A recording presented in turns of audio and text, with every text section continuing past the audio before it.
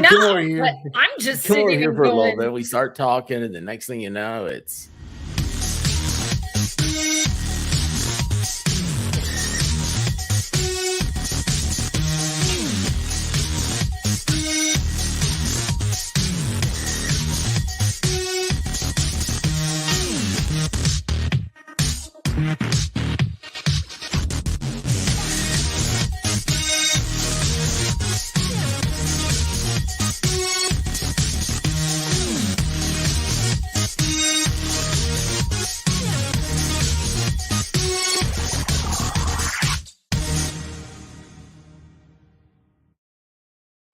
you beautiful tubers. How are y'all doing? Look who I bring here. I bring beautiful women. I don't know how I'd pull it off, but I'll tell you what, my grandfather would be proud. So everybody, you know, Caitlin Comments, the star of Friday Night Live. And let's not go that far. those of you that remember will remember my dear friend Rubia. She's an early YouTuber. When I say early YouTuber, well, you met me early on in my career. No, I don't. No? I don't YouTube. Don't go to my channel. I do not stream. I am not a YouTuber. No. I'm a chatter. No, not that. You're just you're a chatter. I'm a chatter. And she was early on, little expert. Hey, have you seen Little Expert, Rubia? No. Have you seen? Oh, look at this. Look, it's Lego Me. Oh my God. You see that? Okay, that's I had no idea where he was going with that. I was a little worried about where he was going with that, and I'm thinking, yeah, I don't think that's where he was going to go. Oh, come on. She looks just like me. Where do you want to focus? Come on, I was going to say, where's White Rabbit? She needs to join. No, don't say her name. Don't say her name. She's fine. She's doing what she needs to be doing. She's not going to come in here. There's no super scaring. There's no but yeah, here's a little Lego Me. I love White Rabbit. Yeah, she is great. She is. Sorry, but you've always said oh, there she is. Team White Rabbit. Speak of the devil, and she will appear. No, I'm kidding. I'm kidding. And oh, hey, Texas Jen's here. Nurse TT, Bad Duck, Miami Spice. Texas Jen, Sylvia. Rose, guys, I'm gonna usually I start hey Melissa Joy, I start these off now and try to say hi. Oh wait, I do have to say hi real quick to our friend Janice, because she's a University of Tennessee fan. The University of Tennessee just won the baseball national championship, so that's pretty cool. It was fun. We went down Tuesday night for the parade downtown Knoxville. And so it was a good time. It's because White Rabbit in that parade. Did you see me in the parade? Hey, Tinkerlip. No. Well, I do. I've got film. I got a lot of video to upload. So, and hey, look right here. Lady Tammy says the exact same thing that Rubia said to me earlier. Thank you for saving me from the debate. What debate? I don't know. I have no idea. I don't know. I thought my idea of a debate was going to be awesome. She wanted to debate waffles versus pancakes. We can have a debate here. Well, and I will play. I will take the unpopular position of I was disappointed in Alan Jackson, and then everybody else can be against me, and I will try to dig my way out of the ditch.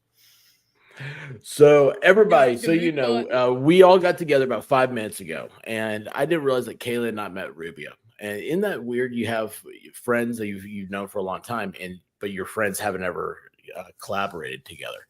But anyway, so we were talking, and Rubia let out the bombshell that and it's a bombshell because so many people are excited about Alan Jackson.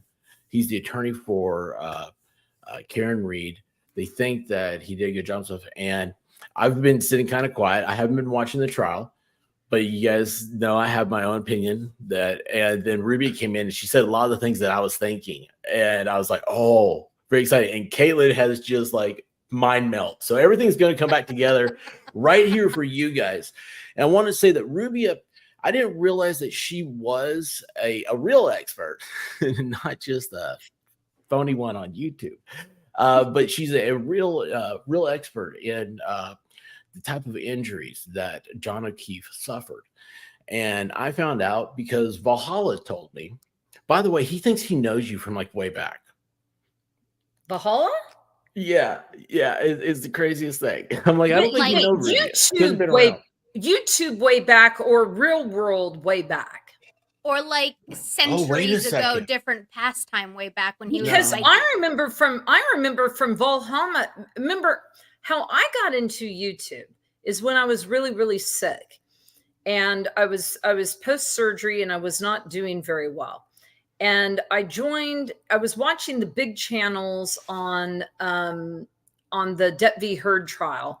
But my son told me, Mommy, you really shouldn't like go into like real YouTube because I don't think you'd be able to handle it. And so I was just challenge accepted. Like the Emily D. Baker, like the really large ones. And then I got into the Madcore chat and they were doing a small little trial and I met Grimsbar. Grimmy, I love Grimmy. And we had the most fun ripping that case apart. I mean, it was just the two of us going back and forth and back and forth. And then that's how, but I remember Valhalla from those days. Good total I didn't know Valhalla was around back then. He's been around for a long time collecting. You didn't know Grimsbar? Everybody knows Grimsbar. No, Grimsbar I know, but I thought you said Valhalla. I should probably like message Grimmy and say, you're never going to believe my ass went on film again. Because I always say I'll never do it again. Never say never. I don't like it. So Shane just reminded me that I talked earlier in the week about tonight doing a paranormal stream. And unfortunately for everything, this whole Karen Reed stuff. For those of y'all that don't know, I left the house. The White Rabbit, she texts me and goes, oh my gosh, you're coming back in the courthouse. I don't know what's happening. So here I am. I got the dogs. I'm trying to hit the YouTube button and it pops up and I hear Broken Baker go, no, I don't want you to leave. And it was the judge saying, the jury would like to leave for today. So we're going to call it at 3:30. And so then everything kind of changed because I was like, wait a second. We don't get this opportunity very often. And I just felt like all the stars lined up. And I'm very thankful that Rubia's here tonight. Thank you so much, Rubia. Yeah. Besides, if I introduce you as just a really kick-ass attorney, where do you go from there? You want to introduce yourself a little bit better, a little bit more debonairish? Yes, I am old AF. I've been an attorney for 31 years. I've specialized in medical malpractice for the last 20 years. I've been national counsel for a large company that handled EMS, so ambulances, as well as physicians. I've tried cases in 43 states, predominantly in the medical malpractice and EMS field. But we also, on the EMS side, obviously, can run into some vehicular accidents. Also, a lot of the cases that I tried, predominantly emergency medicine was the biggest, but we also did intensivists, the doctors that work in your ICU. I've represented neurologists, neurosurgeons, orthopedic surgeons, trauma surgeons, a lot of trauma surgery, radiologists, anesthesiology, and one hand surgeon. And that was a hard case. Hand surgery is tough.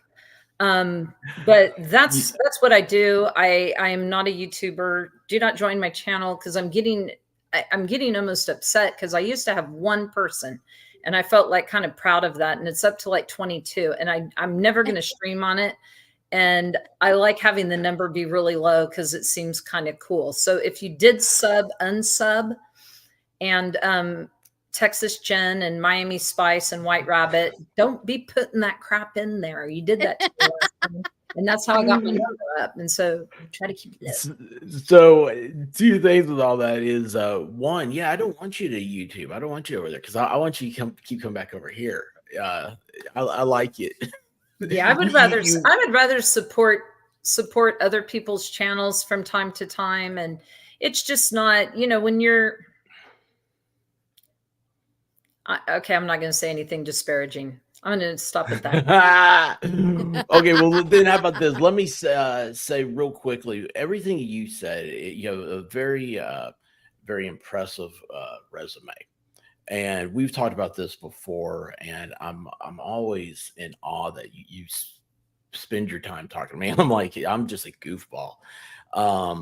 But the stuff that Rubio's talking about, if you go back, it's so hard to get into that field because it's like you almost like you get out of law school and like you have to learn then it's like your residency in a hospital because there's so many things you have to learn. There's the words, how the human body works, everything like that. It's an amazing accomplishment to achieve all you've achieved. So I would do vouch for her. She would be the expert on this field. I mean, there's some of it. I'm not a criminal lawyer, and so I do have my criticisms of Alan Jackson in both of what experts he did not have and how he chose to present the experts that he did have, but predominantly in his closing statements, just from how we do it. But I know one of the things you wanted to get into is what happened to John O'Keefe, and I have a little bit of an edge, and I did. And like when I did it with Broken Baker, I had listened to it just once. I wasn't able to like really take down what happened. I got it a lot more concrete down, and I do know what he died from, and I feel that the defense could have done a much, much, much better job making that clear. I want to bring up something you said right before we started. You're talking about beyond a reasonable doubt, right? That standard, and you said you felt like Alan Jackson did not drive that in enough. Do you think that? I don't know. Do you think on the medical side, like the part that you know so much, do you think that there is a lot of doubt that is presented there that wasn't touched upon? I think it's concrete evidence that wasn't touched upon. And, my criticism on reasonable doubt is Alan Jackson, in my opinion, wanted to sell his Netflix story or wherever they're going to, push the film. And so he needed to have the story, and it had to be the whole conspiracy, and it had to be tied together. And I really expected him that by the time he got to closing, he would have knocked that crap off and gone to each and every piece that in and of itself is reasonable doubt. Ladies and gentlemen, the jury, if you watched the videos and saw that Karen didn't ever seem to be actually drinking those drinks, and she certainly didn't appear drunk, that is reasonable doubt. That is all you need. You do not need to believe. We believe that we have the story of what happened. You do not need to believe it. If you believe that the missing video on the neighbor's Ring camera just happened to be at the exact time of the supposed accident, and that's really suspicious, that in and of itself, that is reasonable doubt. If Higgins' car was there on the street and it would have been in the way and you couldn't have possibly gone back, that in and of itself makes the accident not possible. That is reasonable doubt. If, the pieces of the missing tail light are located in funny and curious places, like in front of the, the little fire hydrant, but then the body's behind the fire hydrant. How did that happen? If it goes in a linear line, like Trooper says, well, then you know what? That can't happen. You now have reasonable doubt. If you think key and ignition cycles are missing, because they are, then that 24 mile per hour ramming backwards, that's reasonable doubt. You have a doubt that is reasonable. If you think that the timeline doesn't show that the Commonwealth makes any sense, because we know darn well Karen Reed was home before the accident occurred. That is reasonable doubt. If you find it interesting that the Lexus data all of a sudden just doesn't have dates and times when it always has dates and times with it, you now have more reasonable doubt. You know, his phone shows that it took steps after we know for a fact that Karen Reed was back home. He went upstairs. If you guys are aware of how those goes, because I wished I could fake it, because I have contests with my family on how many steps and how many stairs we're going to do, like when we go to Europe. And I've tried everything in my power to fake that data, and you cannot fake stairs. I can tell you that. Then you now have reasonable doubt. If you think if John O'Keefe's phone isn't doing the same steps as Karen Reed's phone at the exact same time when they're going up and down hills, that's reasonable doubt. That is reasonable doubt. You know, if you believe Trooper, what is this? Trooper Paul's little community college in justice and his 120 hours that he can't name basic concepts of physics that you have to know, then you have reasonable doubt, especially if you believe the two people that came in who were not paid, who did not get any money, who were non-biased, being retained by, and I would have been snarky, probably would have gotten yanked by the judge for it, saying by the outside agency, then you, ladies and gentlemen, have reasonable doubt. Do you believe it's suspicious that the police jumped to a conclusion really, really, really fast? Then you have reasonable doubt of why they might want to plant evidence. Because why would they want to? Because dumb Bunny Proctor may not have been in on anything. You don't have to believe us that he was. But he may have been told that it was Karen and he wanted to prove it and he knew he had no evidence. So he did what he needed to do. Then you now have reasonable doubt. If you believe that it looks like dog bites and the dog bite expert, you have reasonable doubt. And you have reasonable doubt on all of these issues. You don't have to believe any of our conspiracy. We don't know who killed him. We will never know who killed him because the police didn't do an investigation. And the fact that the police didn't do an investigation is also reasonable doubt. How many times did he mention reasonable doubt? Once. Yeah, it's not what he was doing. He wants to sell his movie. And I have a problem with that because I think that she deserved to have it broken down. You don't have to believe all of it. But I would like to come here today and make you believe in the medicine, which is why I agreed to come on, because I hate streaming. Do you think that they would have been better off not even trying to put forward their own narrative, but just one by one pulling apart each little thing that the Commonwealth had presented? You know, it's hard because if they didn't do it, would they have the media that they have? Would they have the stories? And, you know, how many of the jurors are going to be good jurors that don't follow it? I will say that I do very much disagree with Broken Baker, who believes that all the jurors are going and looking at media. That has not been my experience with jurors. However, I believe there's always one or two. I mean, like, for you to get 12 that aren't going to look at anything. Now, if I took the oath, as I'm on camera right now, and this could be forever, I would absolutely honor my oath. And I would never consider just looking. But I mean, I don't, that temptation would be big, but I'm an attorney. And of course I would always be an attorney that would follow all of the laws because that's what I am required to actually do. But, you know, that's a lot of people were saying, oh my God, he's great. He's great. Well, he's great if you already believe the narrative. Right. Absolutely. I agree with that. He needed to touch, you know, if you look at the statistics out on the internet, there's like 11% believe she's guilty because she said, I hit him.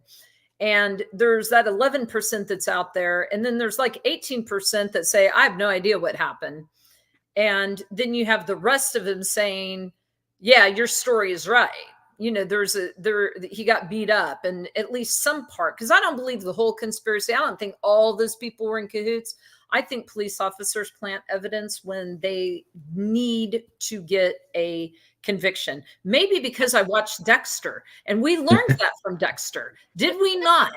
If you we just had a conversation rewatching Dexter right now. Go and play stuff when they needed to win, and so I don't know. Dexter told me that that's what happens. I'm not saying any particular police, especially any police that might not be happy with me at some point. You guys know. Well, you guys are perfect. You would never do that, but some. No. Well, I mean, police officers, okay, and they're human, and they also have a lot of experience, and so they go by gut intuition to certain things. And by the way, I just want to say that was an amazing closing argument right there. I totally dug that. I was gonna say, I don't even think I got it all. I was just like, oh, it was awesome. And by the way, I also want to give a shout out. There are 154 people right now watching us on Twitter. And I've never seen that much.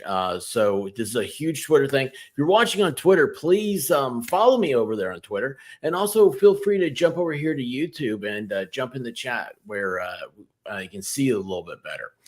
And appreciate you guys. Honestly, I know Twitter's the way of the future. It seems like that's what Elon wants to do. It's taken a while to materialize. The chat's not as fun. Yeah, see, that's the problem. The YouTube chat, because what I like about coming to your channel is hanging out with the peeps, and I mean, sitting and making fun of Zach, and I get to say that because I haven't seen his name scroll in there. And well, I think Zach's afraid to come over. He blocked me today on Valhalla's channel. He did not. Yes, he did. Yes, he did. I got yeeted from over there. He said, "Whoa, I can yeet the expert," and I was gone. So I was waiting for him to show up, and oh man, I was going to tell everybody, give him a hard time. But I haven't seen him. I mean, the fun, even though my son, who's now 21, still believes that his mother does not belong on YouTube and that I will get lost. And it is funny because when I first started, Grimsbar was the one that would sit and go,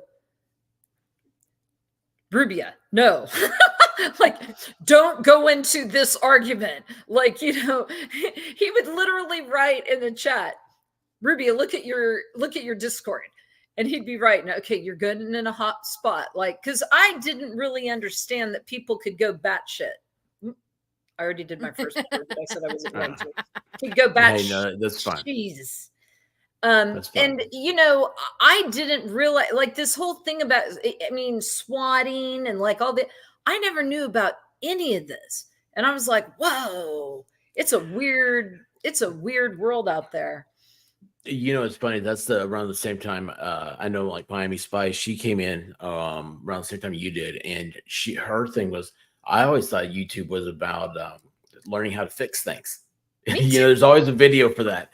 And then it was like, boy, there's a lot of drama around here.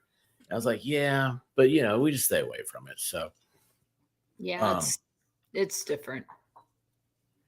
Yeah, Sylvia, that's the problem with X. So there is a chat, but it's like you have to stay on there, and I don't know. And people don't. You also they don't have chat to on subscribe. X. Yeah, you have to be like a blue person, which I don't tend to subscribe to anything. I did subscribe to The Expert about 2 weeks ago, which is the only channel I have ever subscribed to. I don't subscribe. I'm a non-subscriber. You make my heart flutter. But no, we're up to 175 people. Well, it's for White Rabbit, so don't get ahead of yourself. Everything's for her. Everything's for her. I am getting a little jealous when people talk about the channel as it's like, oh, we love. I love how you and the White Rabbit's channel. I'm like, my channel. She has her own. She can go do content over there. Yeah, but your we need to get that started back up. Well, let me ask you. What'd you say? What'd she just say? What'd you say? I may or may not have said the channel wouldn't have been as good without her. Yeah, that's true. That's very true. That's very true. She owns Tuesdays. But okay, so Rubia and Caitlin helped me on this as well, because again, not following the case. I saw it, and I saw the people talked about it as an opportunity to it's gonna be a big case, everything else. And I'm like, everybody's covering it. Baker's got it. That guy's an Iron Man. He's got he's replaced his buttocks with a chair. So he can sit down. He's comfortable all the time. He doesn't really like walking, but he's good at sitting for 8 hours, 9 hours a day looking at a computer screen. So what I know, and this is what I want to lead into to get to Rubia's specialty. So it seems like the understanding is, or I guess the general consensus, maybe not. Boyfriend, girlfriend, they go out with friends, having a good time, go out, to a bar, there's live music, there's appetizers. I love bar food. I know what that's like. I love high top tables. Caitlin hates those. It's snowing. Don't forget the snow. Well, it's Boston. It's got to snow in Boston, right? But it's Christmas snowing. had just ended. Oh no, it was in the end of January. So they leave, and he's like, "Hey, let's go over here to my buddy's place." And so she takes him over there. She goes, "Look, I've, whatever the conversation is, the way I'm kind of assuming this is the way me and the White Rabbit conversation would be like, she'd say, oh, okay, but I'm not sticking around. You got to find your own way home." And she lets him out of the car. And then at that point, when the discrepancies start happening, like she's like, "I went home." The police are painting a narrative that she said, "Ha ha, now is my chance to get rid of you." Throws her Lexus in reverse, drives right over the top of him. Did she go into drive and go over top of him? Not drives right over the top of him. That's not correct, because the Commonwealth, their proposition is that his arm was sticking out a little bit. Her taillight sideswiped his arm at 24 miles per hour in such a capacity that he launched into the air, did a pirouette. Alan Jackson's words, not the Commonwealth, but I like it, so I'm going to. Oh, but he did a great pirouette. He did a great he even held his arms up. It was so good. His head at some point hits the ground or the curb and then lands 30 feet away from the street. 30 whole feet, because a taillight sideswiped him. Not even a direct hit to his middle area, just the arm. I've never been in Massachusetts. Maybe gravity works different there. That's what the Commonwealth said. How did he die? And I think this is how we go to Rubio, correct? I don't. Yeah, I mean, here's what the defense didn't do. They did not cross-examine the neuropathologist. And I said at the time, okay, I wouldn't either, because I was going to have my expert come in. Well, they never had an expert come in to explain any of it. So the Commonwealth had two different pathologists. One, we're going to call her Green Tattoo Lady. And she is a flippin' beast, by the way. She is highly specialized in neuropathology, which means her whole entire job is to talk about the brain. And she talks at a high level, like most experts do. And what you normally have to do is say, whoa, Nellie, you need to explain some of it. Then they had the regular ME who gave some testimony on the brain, but frankly, she contradicted some of what the Green Goddess did, and nobody calls it, out on it. So I would like to explain a little bit about what was found and why it doesn't work with a car wreck at all. Okay. Because there are reasons. Now, I do have to say, I'm not a doctor. I used to have a Holiday Inn Express medical degree, but I diagnosed my husband with melanoma, freaked out, got him over to the dermatologist, and the dermatologist said, "Don't you see the 6 legs on the tick?" And from that, all of my friends, most of whom are doctors, turned around and said, "You no longer have a medical degree. It has been ripped out from under you that you can't tell the difference in between melanoma and a tick." And it's especially kind of funny when, that was a really fast growing mole. Oh, that's not the word I heard. That way, that mole grew so fast. My husband and I had fights forever because it was right on his chest, and he expected me to know the location of where it was on his chest. And I'm like, it's your damn body. It's not my body. It's your responsibility to know where you have moles and where you don't. So I'm not a doctor. I do defend cases. And so I've learned a lot. One of my areas of specialty is traumatic brain injury, brain, herniations, subarachnoid hemorrhages, interventricular hemorrhages, all different kinds of brain damaged babies, brain damaged, adults, and in all of the different, realms of where they are. So I'm going to teach it in a way that everyone's going to understand. And then they're going to say, why the hell didn't the defense get this straightened out? So let's talk about what we have in there, and we're going to break it all down. So first, we have fractures that are on the front of the skull. Green Goddess said that. Oh, no, you sent me pictures and stuff. Anytime when you're ready, I will tell you when I get there. So the fractures that are on the front of the skull. So the skull is obvious, your noggin, right? It's the hard ass part. The brain is the squishy ass part. We all know that, right? But there are fractures that are up in this area, up on the front of the skull. Now, if you get hit from the back, can your squishy little brain go cramming up into your skull? Yeah. Does that tend to cause overt fractures on the front? No, it doesn't. We had bleeding of both eyes, otherwise known as bruises. And we all have seen, if any of y'all have ever gotten hit and gotten a bruise, especially if you've gotten hit in the eye, that it bruises up really pretty quickly. There are two bruises. You can get bruises in the medical examiner. She is not the Green Goddess. What was she called by Proctor? She was Whack Job. She was Whack Job. So I'm going to just call her Wacky. She really wasn't that wacky. She's an okay ME, but we just need names.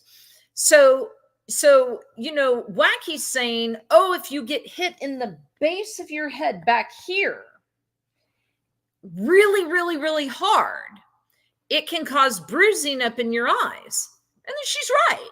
That can happen. However, we have a tear in the skin of the right eyelid with bleeding. So this is my right eyelid. You've got a tear that comes in here. Now, can anybody imagine falling backwards on the back of your head, which is what they were alleging, and then it all of a sudden came through and gave you two black eyes and tore the skin on the front of your head? It doesn't make sense. Next, we have scraping injuries on the left side of the nose. So let's even think about that. How do you scrape up your little left side of your nose when all you've done is gotten thrown back and hit on your head? Now, they can try to say you're rolling around, but where are you getting these scrapes from on this side of your nose? We have the known laceration in the skin in the back that's up here at this part of the head. It's really not that big. Frankly, if any of y'all have had kids, you've probably had bigger gashes than that.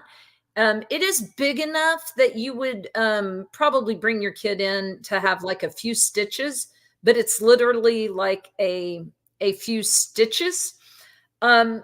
But there's really no evidence from where the brain is injured and what actually killed him that in particular was the death knell. We of course have the pattern scrapes on the right arm that look like dog, and I don't understand anybody that can think that glass is going to come fracturing out and exact even monuments, but everybody's been talking about plastic. That. Not glass, plastic. So yes. So expert, put up the picture of we have the temporal poles, the left temporal pole and the right temporal pole. Real quick, Bad Duck just brought this in, and it's to you, Ruby. He goes, amazing panel. Kaylin, you're glowing. I'm rocking pink. There's another story to that one I have. Never mind. And he goes, Rubia is blowing my mind with her brain. Oh, Bad Duck, I like you a lot more now. Not that I didn't like you before, but I like you more. Okay, how do you want to do it? You said because we could do it like this, that covers everybody. Well, you can just pick one, and I'll explain what we're looking at. we can do this. I open a private channel in Discord. Which one is the one you're asking for? The 4 pictures that look cool. Yeah, just pick one of them. It doesn't matter which one. They do have a label on it. Yeah, I think this is the back of the head. No, that's actually the front of the head. Okay.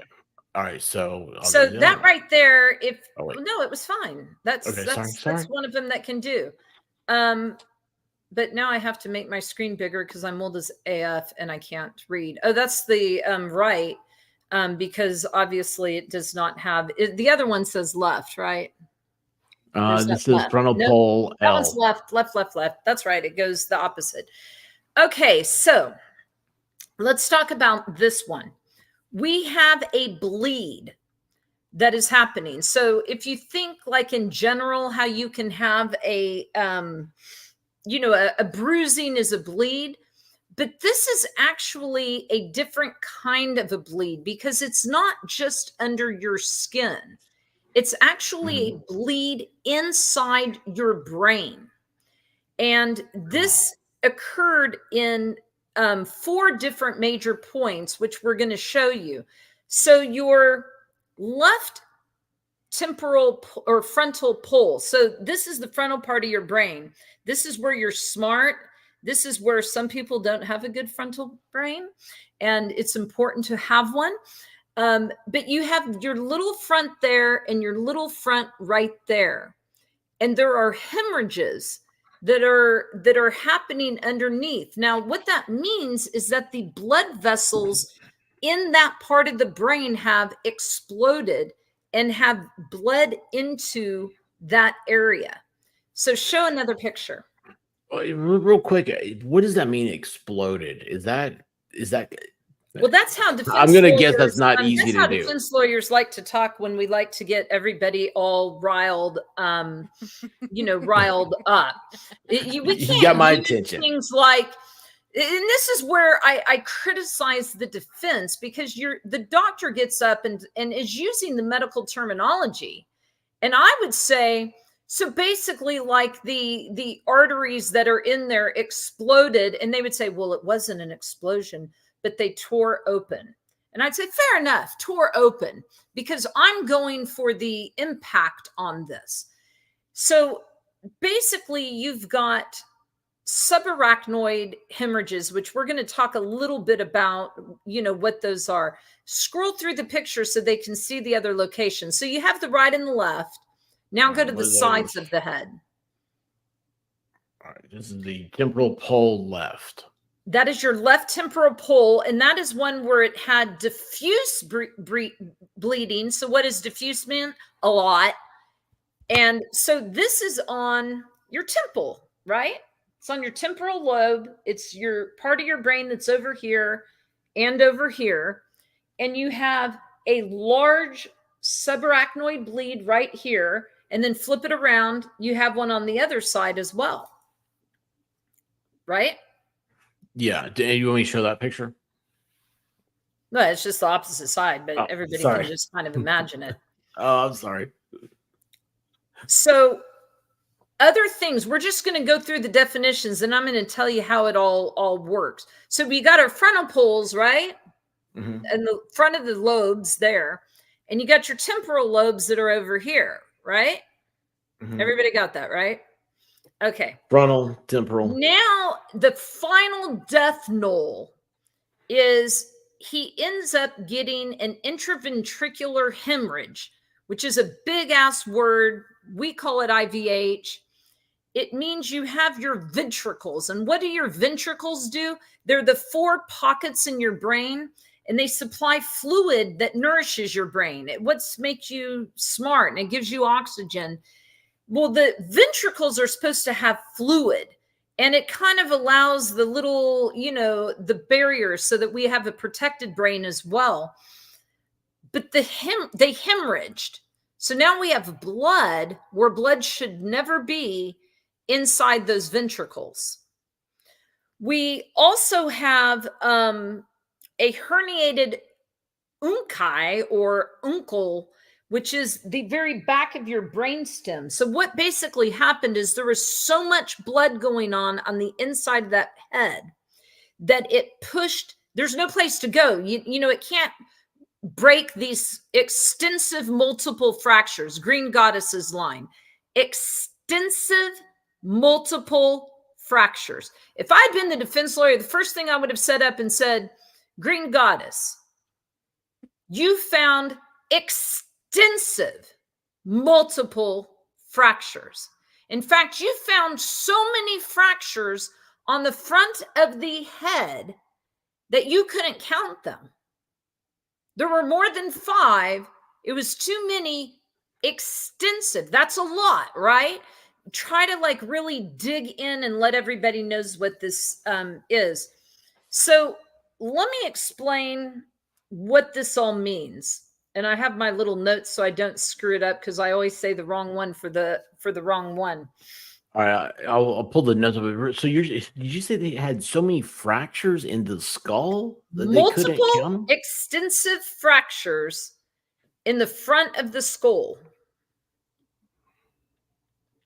Oh wow! So where's the notes? So you can go off. It's fine. Oh, okay. Sorry. I've got my. Oh. So let's talk about what the bleeding was, these subarachnoid hemorrhages. So you have a layer that's over your whole entire brain. And it's a nice thin little layers. This is bleeding that goes into those layers. So you have been hit with such, that would not be enough force to do shit. Not shit. Anything. I do not cuss in trial, but I'm wearing a suit and I'm standing in front of a judge who I'm scared to death of. And so it helps. I have a hard time on YouTube. I by the way, do this in my company all the time on Teams calls. I'm just like all the time. I mean, it's so bad. I'm like, the old CEO used to be like, he used to have like running games on how long before I would drop the F-bomb. And it was never very long. And I always tried not to, but I just don't have that good of self-control. So when you get this subarachnoid hemorrhage, this is severe bleeding. Where are we at? We're here, here, here, and here. This is important. Here, here, here, and here, along with multiple fractures on the front of the skull. What are the main signs of a subarachnoid hemorrhage? Headache. We don't know if you had a headache. Second one is vomiting. Caitlin? On his pants. Was there any signs of any vomit on this patient? On his pants. Yeah. He had vomit on his pants. They never explained it. Nobody said anything. They never explained. Why does he have vomit on his pants? He has vomit on his pants because he has a subarachnoid hemorrhage, and they're not explaining it. So we have them, you know, on the 4 points. We've got this intraventricular bleeding, which is, you know, it only occurs. It can happen with subarachnoid hemorrhage, but it only occurs by extreme trauma. Sometimes a medium trauma, but generally as an extreme trauma is what is going to cause that kind of the second kind of bleed, which remember, that's where it's going out of your ventricles and it's bleeding down. Your spinal fluid is going down and it's going down into the core of like the bottom of your brain. We call it the lizard brain because it's where you know to breathe, you know, to regulate your temperature, the things we don't think about that are just automatically happening, your autonomic nervous system, automatic. So how does the subarachnoid hemorrhage happen? It can happen from a serious fall, and it can happen from a car accident. But then you have to think about it. But this is where it's important. Where is it located? And how many times have y'all fallen down and hit your head? I mean, my son's a skier. He's hit his head so many dang times, it ain't even funny. Little kids, right? They fall down and they bump their heads. you know, no more monkeys jumping on the bed. We all know this, right? So what you generally find, though, is that men his age don't get subarachnoid hemorrhages from falls. As we get older, all of these tissues get lesser and lighter. And Zach, I see you, and I already made fun of you, and you weren't here, and so you can't defend yourself. So just saying. And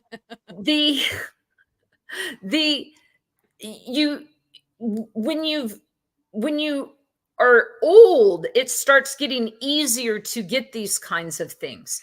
So if they had called a neurosurgeon, what would the neurosurgeon have said? Because you know these pathologists are not that great. They're great to set the barriers, but all they're going to say is it was everywhere, it was here, it was here, it was here. They're going to throw out fancy names, but they're not doctors that treat it. They're not mechanism doctors, and that's typically not who we would you know, go in. So now we're going to get into coup and contra-coup. And this is the answer as to what happened to John O'Keefe. Contra-coup is a moving head that hits a stationary object. So a car, right? You get hit by a car, your head's moving, and it can hit a curb, it can hit the ground, it could hit, you know, a fire hydrant, it could hit other things. Contra-coup comes from the French word of counterpunch, boom, boom. And the reason for that is that your head is moving really, really, really, really fast. And you've got that wave of movement. And then it hits a stationary object. So bam, it hits it. That force where it goes back makes your brain reverberate backwards, which is why it's called a contra-coup, because it contra back, but only in the exact location it was hit. Now think about that for a minute. Only the exact location it was hit. What the CW is telling you is that there's a mark right here. And then it went ping! It doesn't work that way. It can't work that way. It is impossible to work that way. You can't get hit from here and have it go out to your temporal lobes. The force doesn't go that way. A body motion there, it goes straight back the way that it went in. There is no reactions. Evidence of a contra-coup. It is always the opposite side. So what is a coup injury, which is what I believe he had? It is where you have a moving object that hits a stationary head. Where are the damages? On the brain where you were hit. Right here. Where was he hit? Boom, boom. Hits you right here, right here. Right hook over here, left hook over here. It is classic injuries from a fight. This is what you get when you are beat to death. What else do neurologists say? That if you have a rotational acceleration, that is going to be what causes vascular damage. Remember what's vascular? Your blood vessels. We have our vascular system with all our blood vessels. So what is a rotational blow to the head? It's when you get hit to the side of the head or under the chin.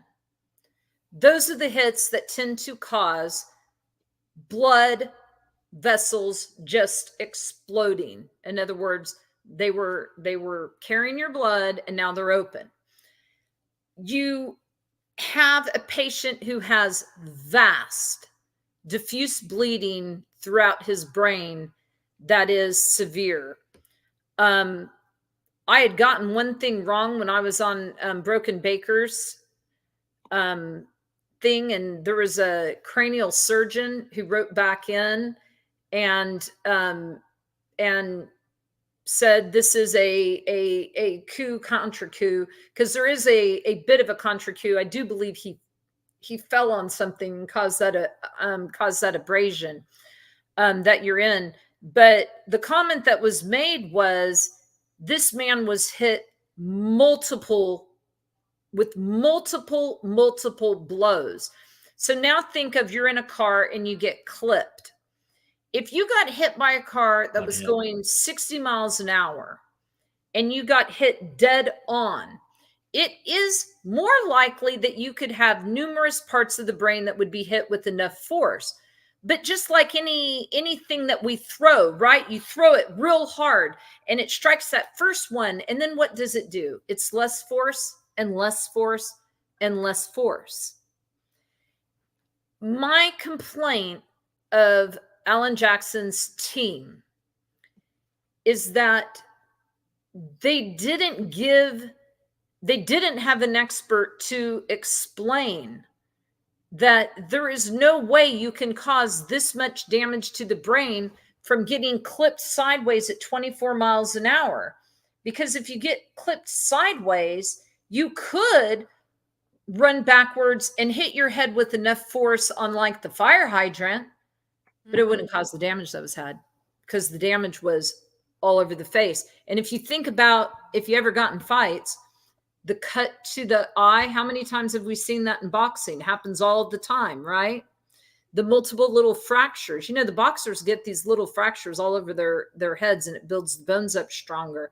When I'm studying in Kung Fu, we hit things repeatedly to make your bones, they're tiny little fissures to make it stronger. The last one I forgot to say is that there's a fissure line in between your temporal lobe and your frontal lobe. And on the left side, I'm doing the wrong side. On the left side, there is a fissure that comes all the way down there. He was beat to death.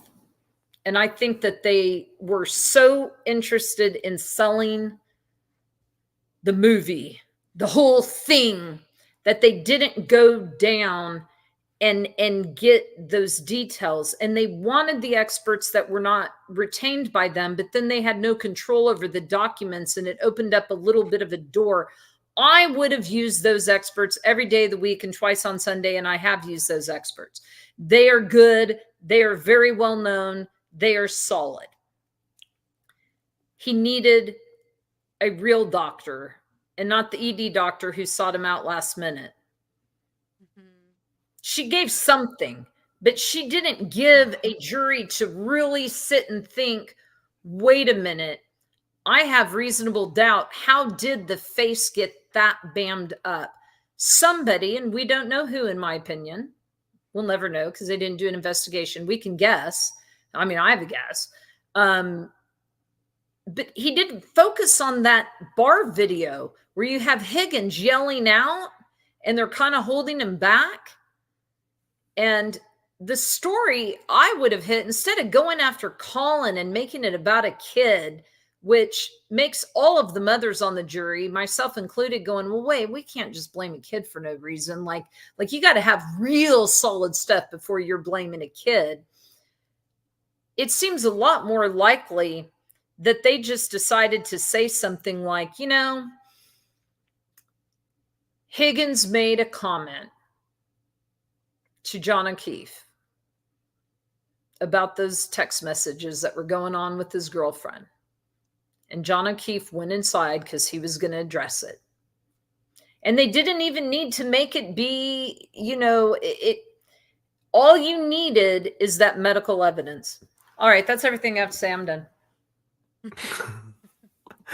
Caitlin? So I have just a few comments and questions to add into what she said. Questions actually for you. My first question is, because John O'Keefe was also drinking, could alcohol have played a role in the amount of bleeding or swelling that was caused in his brain? Could that have increased or decreased? No. Any? No? Okay. That's a good question. Yeah, that's a good question. Yeah, I never thought. I mean, it's simple when you think about it, but I never thought about that. That's really good. I mean, I think there was only testimony that he drank a few beers, so I don't know. Like, the only people I know for sure that were drunk were all the people who testified that they had drank 9 alcohols throughout the day. Not John O'Keefe or Hey, those Karen Reed. people can drink. I mean, I'm impressed. I'm like, I have one margarita and I'm like, I mean, it's like I'm a lightweight. But I just didn't know if that could impact the amount of, because I don't know if, like, I honestly have no idea how alcohol impacts bleeding or swelling, period. Not appreciably, not for this kind of it's really not involved. I've had a bunch of cases that had it in there. I like Diana's question is how did the head wounds apply to a possible canine attack? And here's the reality that arm was a canine attack, period, end of story. Is it plausible somehow that the dog knocked him over and hit his head on something sharp, like a sharp table or something, a dumbbell or something like that? Yeah, except it still doesn't explain the coup injuries. Like, how did it get up in the face? I think what the craniofacial surgeon said, somebody was beating him up and the dog attacked. And whether the dog attacked and that's what knocked him over and, caused that, last injury, I don't know. But his face, he was beat. That a car can't do that. A car can't go boo, boo, boo, boo. That's like, well, like not yet, but maybe someday they'll be able to, and we'll have great protective cars. But right now, cars can't just come out and just start punching your face. So another thing you had mentioned is that I think I heard this, he likely hit the base of his skull at some point. Well, the ME said that. Okay. I had a hard time following the ME until she said it's not classical car accident signs. That's about all I got. Why? I mean, like she wasn't a very good witness. She says it, but then she relates it to the cut, and the cut is not at the base of the skull. The base of the skull is down there. So that's what I was going to ask. Does that have any correlation to each other? Because it doesn't sound like it does. If that you sounds are like it would have falling to be backwards, like let's say you've gotten beat up, you've got some bleeds that are going on up in here, and then you are pushed really hard back into something like a sharp table or a dumbbell or a baseball bat to the head. It would have probably caused more damage in the back of the skull if it were that.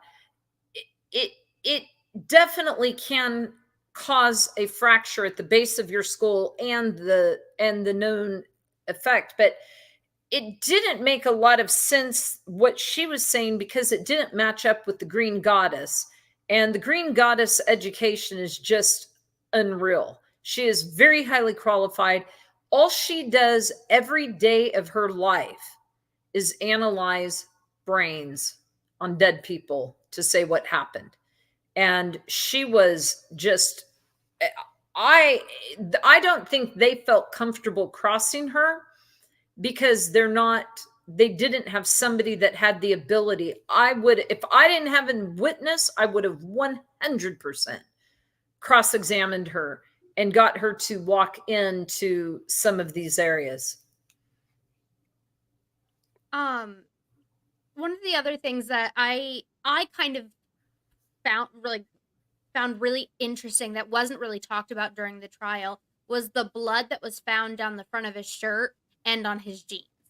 Nobody could really account for that because if he's hit once by a car and he's flying backwards, it was this cut right there.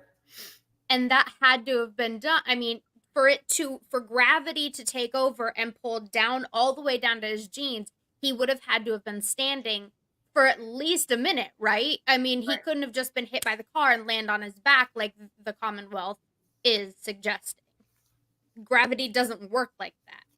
So he had to have been standing for at least a few hits to his face for that blood to drain down, right? Agreed. Which is another reason why it doesn't make sense, all of the injuries that he got by getting clipped by a car.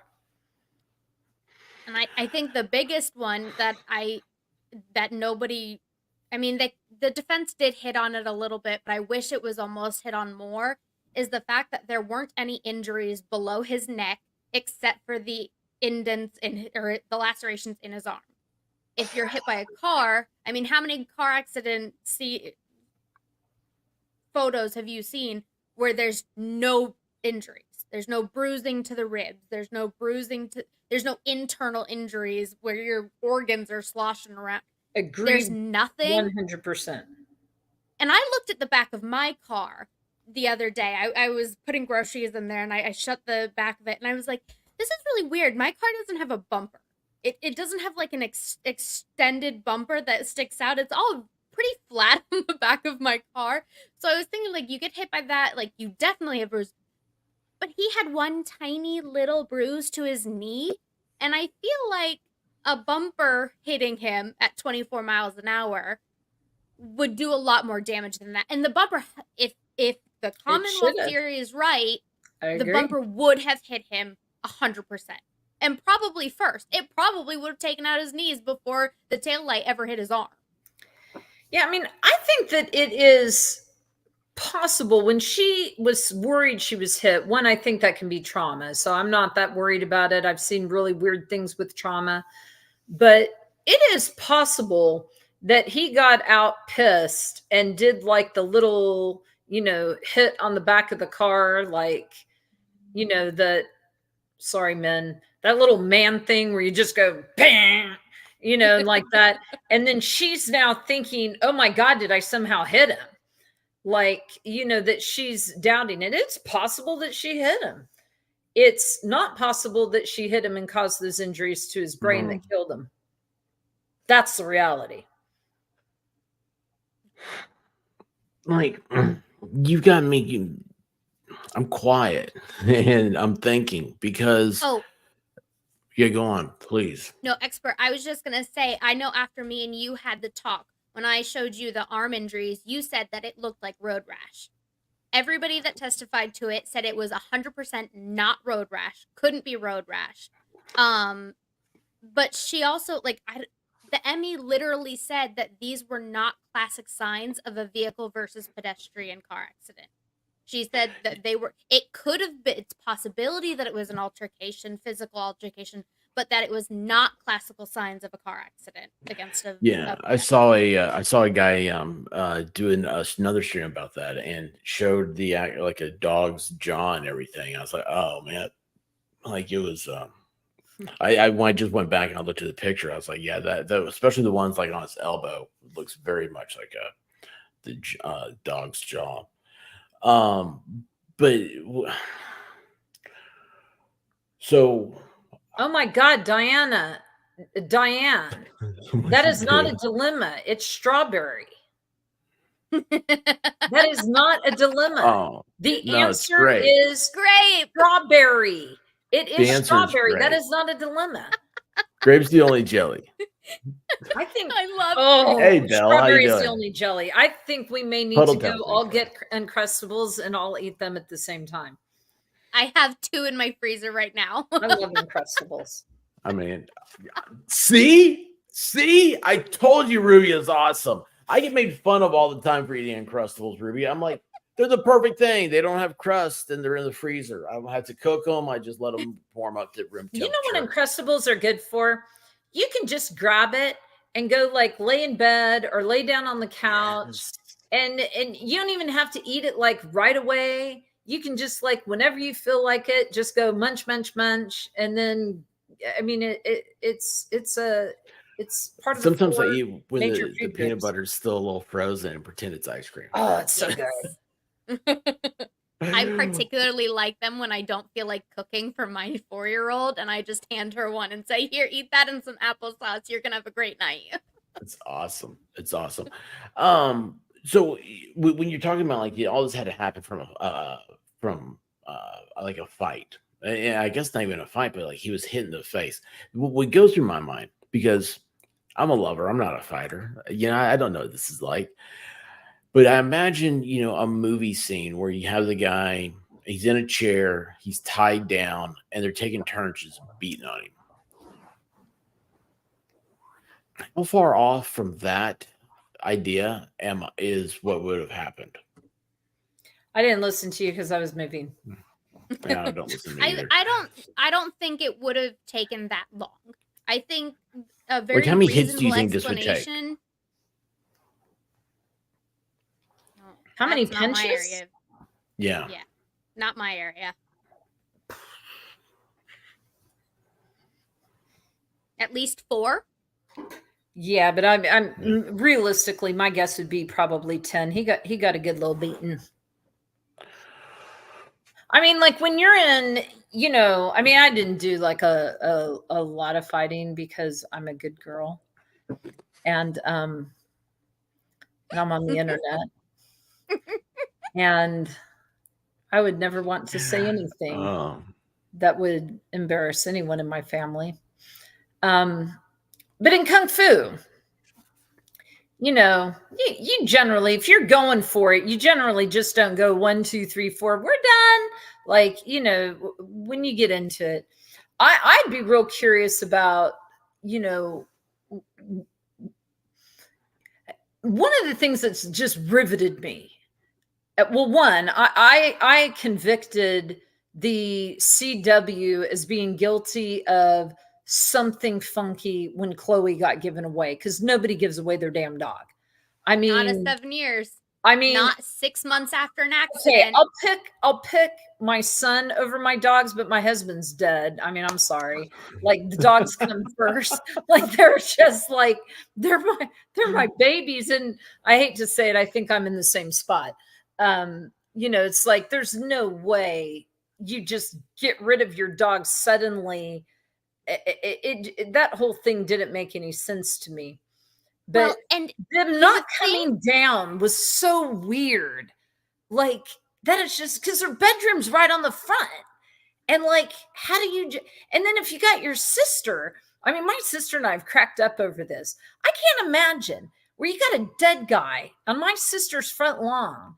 And I don't like just pick up the phone and at least call my sister and go, hey, yo, there's a dead person out in the front of your house. I would be banging on the door. It's bizarre. I would bust a window open. Get and that down dog would here. be going crazy. I mean, that whole crap. Like, I don't know who these. There's people no are. way.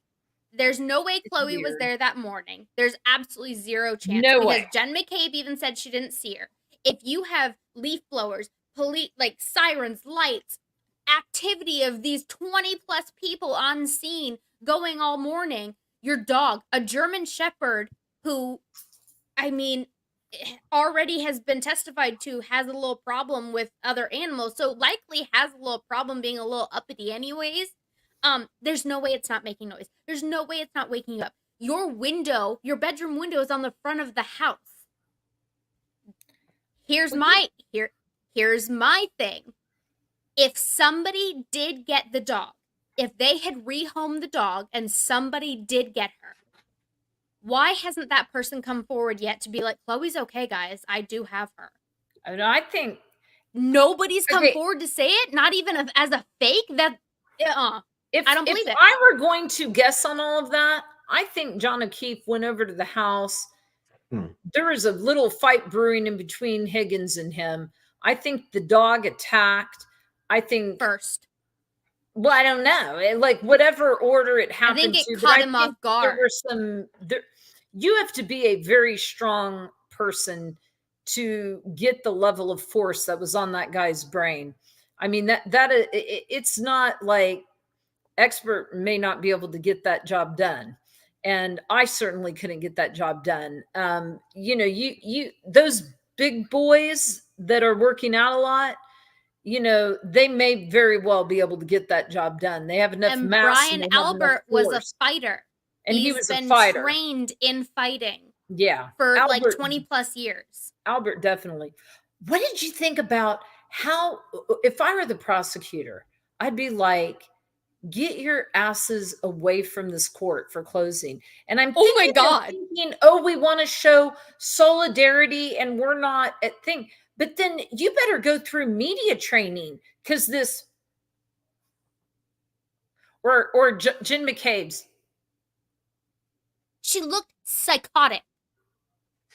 And I don't use that term lightly, but she looked. That is so weird. I couldn't put a picture to the name. Like, I couldn't imagine it. But when I looked up and I saw your just that stare, I was like, oh yeah, I know that chick. Yeah. Oh, that's creepy. God, that's so good. Do you know how hard that is to do? But you have to go through media training, because it's very difficult. And I was real critical of the defense team for not getting Karen better media training at the beginning. But I think obviously one of the jurors that left said something, because she shaped her ass up and quit being like, she was acting like I'm acting on the stream. And you don't get to act like that as a defendant ever. You have to be, and it's hard, because your natural instinct is you're pissed, you're getting blamed for something you didn't do. It's hard, but you have to have training. But having those people there, man, I was like, and then I was pissed. None of the channels were showing Jen and Colin the whole time, because that's who I wanted to watch. I wanted to watch them. My first gut reaction is Brian Albert can't walk 30 feet to the front door to see what the hell is going on at 6 a.m. with a dead body on his lawn. He can't make it to John O'Keefe's funeral when he that day was in New York for somebody's funeral he didn't even freaking know. And then he has the audacity to show up for closing arguments and stare down that jury. No, get out. Get out. It looks so bad. It looked so bad. And if I were the jury, I would have been like, this is disgusting. Especially if you don't believe any of them. If the jury is already sitting there going, I sure as hell don't believe anything that came out of Jen McCabe's face hole, then why she seriously sat there and she had this gross, crazy look in her face for 2 whole hours. Just go away. Let me ask you all this though. So John O'Keefe is the expert. Do what? What I do wrong? I just saw your little clip. It was funny. What I do? I don't know. Hold on, but no, you're saying that John O'Keefe, you think like there was tension brewing, right? He's going over there to settle a score or whatnot. How does that car ride with Karen look like to y'all? Because I think I see a lot of dudes that need to just shut up and go home. You know, you watch Cops, they're always the ones that get arrested. And it's like, you're not seeing, I don't imagine just sitting there, but hey, would you mind taking me over here, honey? You know, it's like, man, you know, I don't know. It seems like they're worked up. If they were arguing, I completely agree that it was probably about the text messages. I believe Brian Higgins probably said something, or John O'Keefe saw him text Karen that night, because he did, well, or whatever the hell he said. And then they're probably in the car going, you don't need to go over there. You don't need to continue this fight. We could just go home and have a good night. We've had a good night already. Why do you need to be over there? I'm not feeling great. I don't feel great. Why do you need to go over there? Fine. Go over there, say your piece, do whatever, come back to the house. Because she wasn't supposed to be spending the night at his house that night. She had planned to go home. She had her own place. She had planned to go home. She wasn't supposed to be there. So that's why when she's texting him and calling him going, where the fuck are you? She's seriously like, you're supposed to be here because there are 2 children you would never leave alone. I believe 100% that at 5 a.m. when he hasn't come home, there's a good thought in her head that he's somewhere dead. Because you know what? If my husband didn't come home at 5 a.m. when he was supposed to be home watching the children, I would think he was dead too. Well, and sometimes, you know, there's some of us that may think like doomsday-ish like that on a more regular basis. I mean, every time my son was late, I'm like, oh my God, he's dead somewhere. Like, I'm the kind of person that if my husband didn't come home by 5 o'clock and he was supposed to be there for the kids, I'd be like, oh my God, he's dead. And it wasn't that I was going to kill him, but it's like, right. There's phrases that we all use. Okay. Pedaltown had the greatest comment ever. Oh, the proctologist one. Yeah. For all the bet dials. That's like, I mean, yeah, this right here. I was cheating this trial. I wanted a proctologist expert to comment on the science of butt dialing. I thought butt dialing was kind of not a thing anymore because all screens are always flat. Yep. I mean, it would take a lot. How bad is your face that your ass could unlock your phone? Just simply, if you're going by Face ID, because that's how most of us lock our iPhones. You have to punch a bunch of numbers. How bad is your face? And the fact that he says that his phone was unlocked and then called Brian Higgins while he was in the middle of schmexy time with his wife? Ugh, gross. Stop. There's not a chance. I don't believe that at all.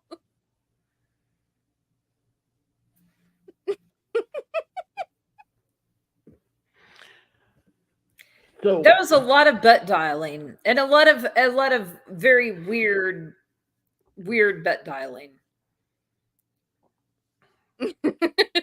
How talented is your butt? Could be talented. It could be. It could be. I mean, all talented. of those things are reasonable doubt, but that's just what was irritating me. He got up. The other thing is, typically when you're a trial lawyer, you have your tech people there with you. You have the whole thing set up with all of the pictures so that when I would be talking, whatever it is I'm talking about would come up on the screen. People are visual learners. What did Lally do? Lally's a flippin' idiot, but he had a timeline and it allows people to read it. And did he though? Because the death of John O'Keefe was not on that timeline. Yeah, he kind of forgot about that one. But that's probably because he had to take it out last minute because it was all wrong. But you know, if I would have been there, like when you're talking about the Lexus, and you just should have things like up there. Let people see it. I do think the judge gave him too short of a time frame, and that could potentially, I don't know if they objected to it. The defense was not objecting. Maybe they were objecting when we weren't seeing it, but there was a lot of stuff that I'm going, wow, where are you? Object. I do think, for Alan Jackson's credit, with him not using pictures and stuff, I do think he was relying heavily on the emotion of his statement.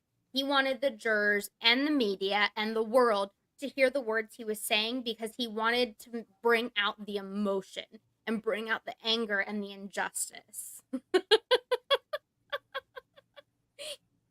Stop it. But for me personally, and I'm not. Sorry, I have to work real quick. I'll be right back. Okay. Uh-oh. Well, hang on. Zach just sent this. This is evidently from the place, the pizza place, and people are putting up reviews. With any of this is bad. People stay away from. I don't like this. I don't like when trials become real life.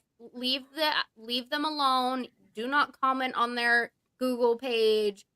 If you have not actually been there and not experienced terrible service, I do not think you should be putting stuff on the internet like this. It's wrong. Can I laugh at it though? Yes, you can laugh at it, but don't go and do it. No, I'm not gonna do it. I don't even know how to find these things. Zach does this. These are all Zach's reviews. Look at this. I had to wait outside for like an hour for my pizza. I'm glad I didn't freeze to death. How long does it take to freeze to death? And then they actually answered back. That was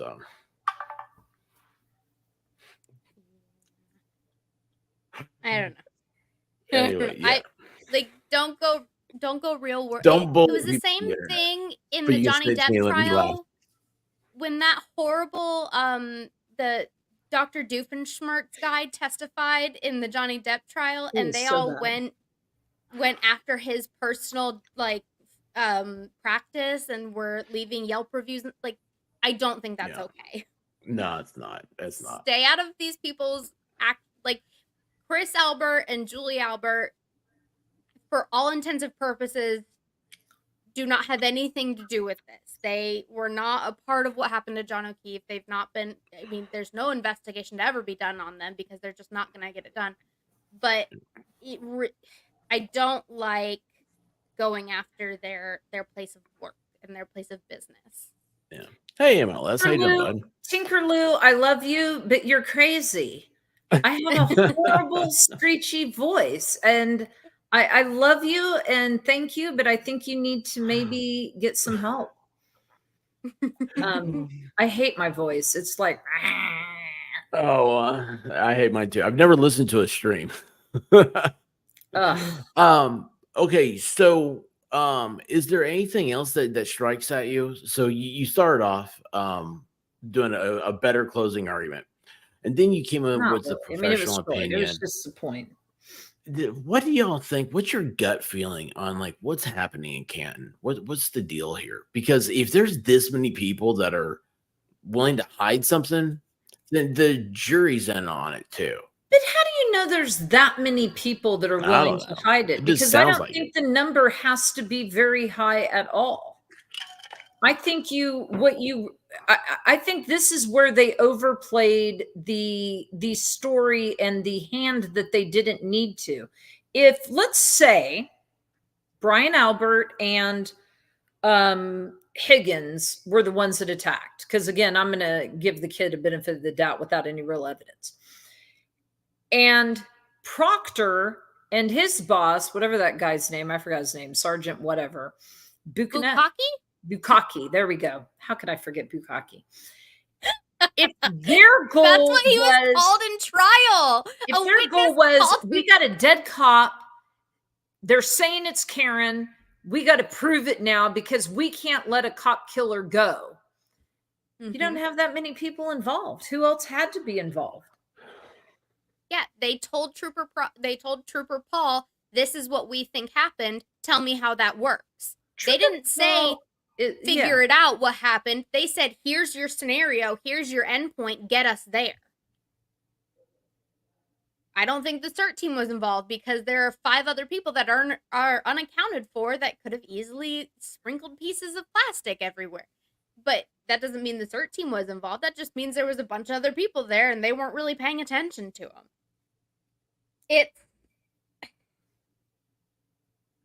And like, I think the witnesses that they brought in, Julie Nagel's brother or whatever, and the people that were inside that truck, I don't think they were a part of it. They said that they saw Karen Reed alone. They said that John O'Keefe wasn't in the car when they saw him. They said that, you know. Oh man, those town hall meetings, I watched a few of them. That's like fun. I love that stuff. I love like local people going and like, I mean, that's like Real Housewives, but in real life. It's just great drama. Don't talk about Real Housewives. My wife will jump in here. She loves that show. That's because White Rabbit is bounding down the stairs and busting through your door right now. When she makes comments, I'm literally, you don't know how often this happens. I'm getting ready to type it out, and then White Rabbit says it, and I'm like, okay, here. Then I'm getting ready to read, and White Rabbit says it. I'm like going, oh my God, she is my clone. She thinks like it's like I love her. I would love and I'd hate for you two to get together. I think that you would be like scared. I would be. I already am. You know what? I have goosebumps now on my legs? Why? That was weird. Wait a second. Where is she? What do you guys? I don't know. It's just it's so sad because I have nothing to compare anything that's going on to. And well, I mean, that's a good thing. That's a good thing. I don't want to compare this to anything. The only thing I have is like movies and stuff. And it seems like it's out of a Martin Scorsese film. It seems like what was the I mean, dirty cops are out there. Yeah. I mean, it's a thing. They want to get their conviction when they feel it, and sometimes it can be done. It's an illegal act that's wrong, that's done from what they believe is the right thing to do. Oh, that's a great way of putting it. It's what they believe is the right thing to do. They believe Karen Reed killed him, and they need to get that conviction, and they don't have evidence. So they make sure that they get it.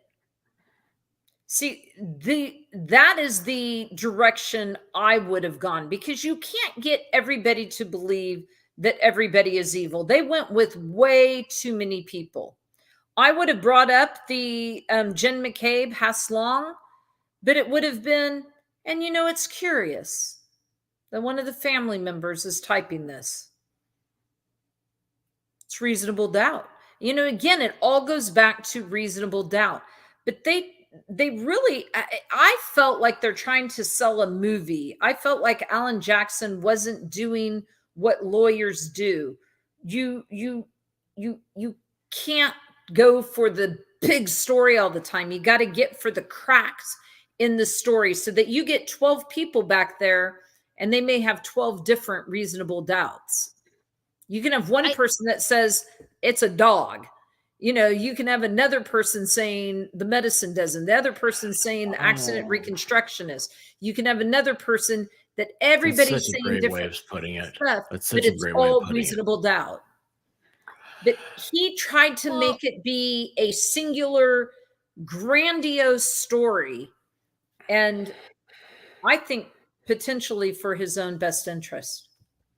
I do think that he played up a lot of his in-court antics for the media, for the cameras, the way he would make his little snide comments, which I personally, as a viewer, thought were amazing. But if you're a juror, how much do you put up with that before you're like, okay, now you're just kind of making a joke out of this murder trial?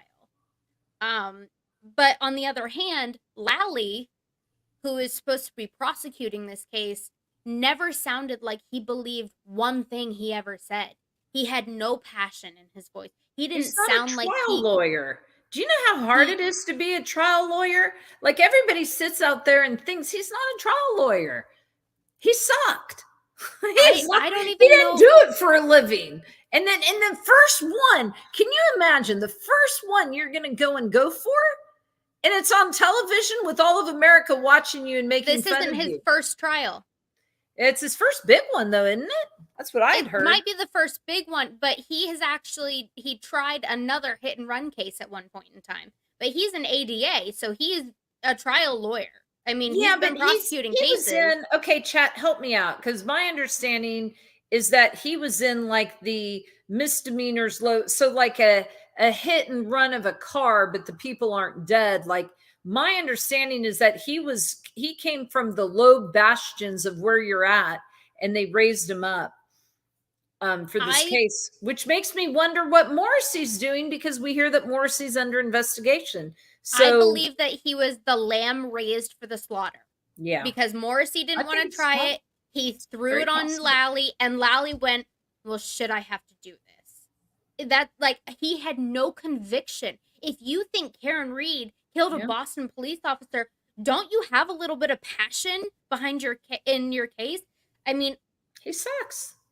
He was so boring. I told Expert this. It's awful. I have not been sleeping well because of the pregnancy. I turned his direct examinations on, and I am out cold in like 10 minutes. It doesn't take long. He just drones, and he does. I mean, we called him lollygagging for a reason. He just blah, blah, blah, blah. What if any? Is that a thing? Is that like a regional dialect, the what if any thing? Because lawyers that don't know how to ask non-leading questions and are not true trial lawyers say what if anything, so that they don't get alleged to have asked a leading question. It is but it's not a cure-all. It is not, but it is an inexperienced lawyer's tool. It just sounds lazy. He should have been saying, what did you see next? Did anything happen after that? Who, if anybody else, was at the bar? Who, if anybody? There were clearly other people at the bar. All you had to say was who was at the bar, but he's insecure because he doesn't do this. I'm telling you, he is not a big trial lawyer. It's the kind of thing you do when you're at the beginning, when you're really green. You get an objection leading, and then you go into the panic zone, and you go into what if any. The only time I ever go there is when I have a judge that just flipping hates me, which, believe it or not, happens. And they are going to say everything I'm doing is leading. And then I'll start going, what if any? And but the jury then knows it, because it's like I'm not being allowed to ask a question. And he's just not experienced. I don't know. What if who, if anyone, was driving the ambulance? By the way, the thing I find really interesting, because I don't think that had to be a conspiracy. Shoe falls off when you're transporting patients with EMS all the time. You're moving the body around. Think about it. It's not that unusual. Well, the only other question I had, because you're an attorney, and I haven't really gotten to ask this a lot of anybody. I've heard other people kind of talk about it on their streams, but how did you feel about Judge Bev not allowing the grounds for the objections to be stated? What does that normal for Massachusetts? That's standard in Massachusetts, and it's standard in a lot of states. I've tried cases in a lot of states. What was the question? That shocks me. Not even, like, I understand not having speaking objections, but not being able to say objection leading blows me away, because half the time they would say objection, and it kind of felt like Bev had, and this is the way I took it, not knowing that it might be normal, is that it feels like she would hear objection and then think of all the things that it could have been and say, okay, yeah, sustained. Or I'm not going to allow whatever the bullshit. Okay, I'm going to say the other thing that nobody's going to like me for. I don't think she was that bad of a judge. I don't either. I think she was that was my biggest pet peeve. She saved, I mean, there's a lot of judges that would have really came down hard on Jackson, because Jackson does a lot of showboating, a lot of argumentative questions, a lot of questions that aren't even really questions. And I can't believe he didn't get sanctioned. Do I do it? Yes, I'm famous for being theatrical. I know that's shocking. And do I try to get away with it? If I can get away with it, hell yeah, because you know you're doing it. But a lot of judges will be like, and you knock it off. And she was quite lenient on that. I had was very turned off by her refusal to allow them to get on the record the jury charge, and to refuse to rule, and then to not go in. And then I think one of her friends must have been watching, because she turned around and said, okay.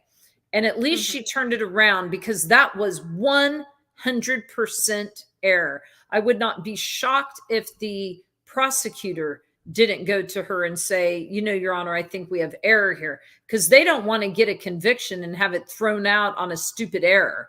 And so error is not what most people think it is. You want to keep your win, you know, and so it's an interesting thing. Oh gosh, sorry. Why do you think that she said, Mr. Yannetti, you've seen this 100 times. You were a practicing lawyer in Massachusetts. If that's not the case, because from what I've seen, that's not the case. That's not a standard. Well, he did a bunch of misdemeanor shit. He did like that low level crap that, I mean, you know, there's a lot of people that are in ADAs, and they're the ones that are going up. Yannetti, not Lally. Oh, on Yannetti. Mm-hmm. He's a practicing attorney. Yannetti's an experienced lawyer. He's good. Yeah. Yeah. She directly asked him when Jackson brought that up.